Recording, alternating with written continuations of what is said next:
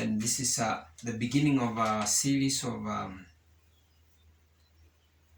this subject where, as earlier indicated, we will begin from creation. Creation is an account from the book of Genesis chapter 1, chapter 2, and chapter 3, where the world and everything in it was created by God. So God created the universe in 6 days. He rested on the seventh day, and on the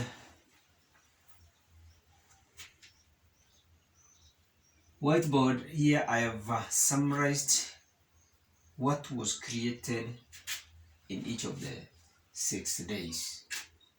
God created day and night, the first day. God created the sky, the second day. God created the earth, the sea, and the plants, the third day. The sun, the moon, and the stars, or the heavenly bodies, were created the fourth day. Sea creatures and birds of the air were created the fifth day. Land and animals, that is wild animals and the domestic animals, were created the sixth day, and God crowned it the day by creating man. Man was created the sixth day, and the seventh day God rested. He blessed it and set it as a special day, which is referred as the Sabbath. How are human beings created? The account of the creation of human beings were how they were created is found in the book of Genesis chapter 1, verses 26 to 28. Genesis chapter 2, 4, verses 4 to 25. And even the book of Psalms 139, verses 14, talks too about how human beings were created. As already indicated, human beings were created on the sixth day. They were created because they are a special creation. What did God do? He molded them using his own hands. He created them from dust. 3, he breathed into the man's nostril. He created them in his own image. And then God created them and asked man to take care of his creation. He asked man to name all the animals. The first man created was called Adam, and the first woman was created was called Eve. These were the last to be created. And God saw that Adam was lonely, and so he created Eve. For one, as a companion, a helper, and for recreation, that is to give birth to the offsprings. Adam was created from Adam. Eve was created from Adam's lip when Adam was in a deep sleep. Thereafter, the human beings who were created, fall. And that account is given in the book of Genesis chapter 3. Adam and Eve were instructed to eat all types of fruits in the Garden of Eden, with the exception of the tree in the middle of the garden. That tree was the tree of knowledge, which knew of what is good and evil. So God told them that if they eat this tree, they could die the same day. Satan entered.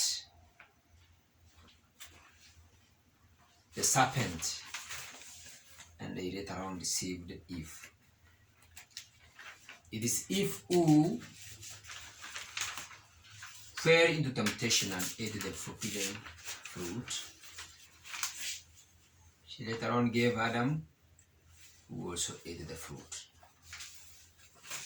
Immediately after they had eaten, their eyes were opened and they realized that they had disobeyed God.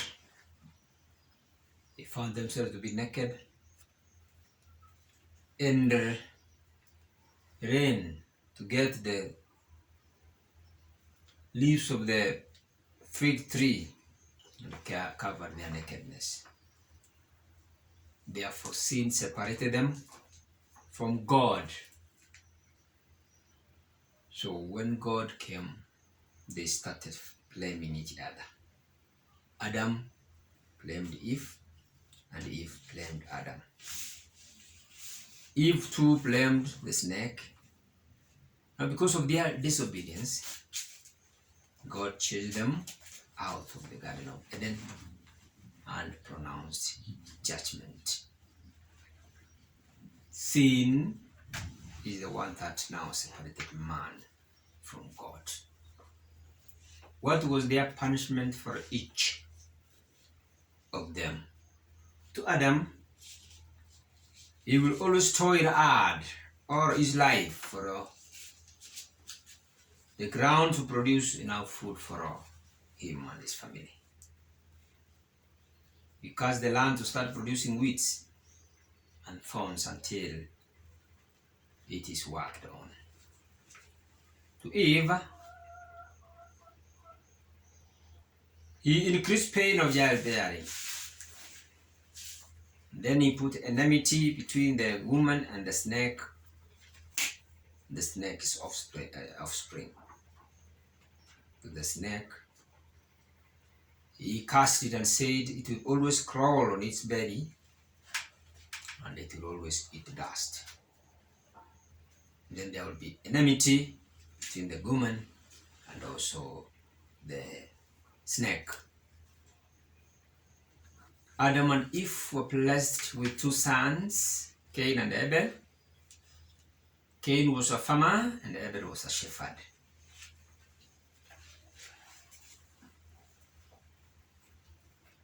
Man has authority over God's creation because it's God who gave him that authority. Even Africans believe that God is their creator. That's why almost all communities in Africa have a story or a myth explaining their origin.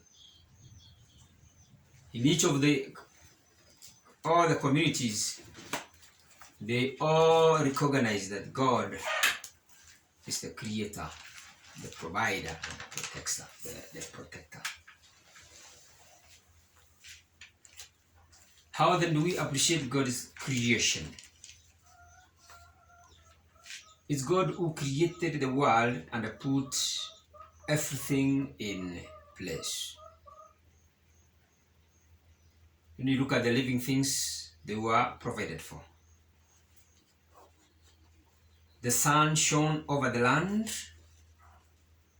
at the appropriate time. The rain came and made the plants grow.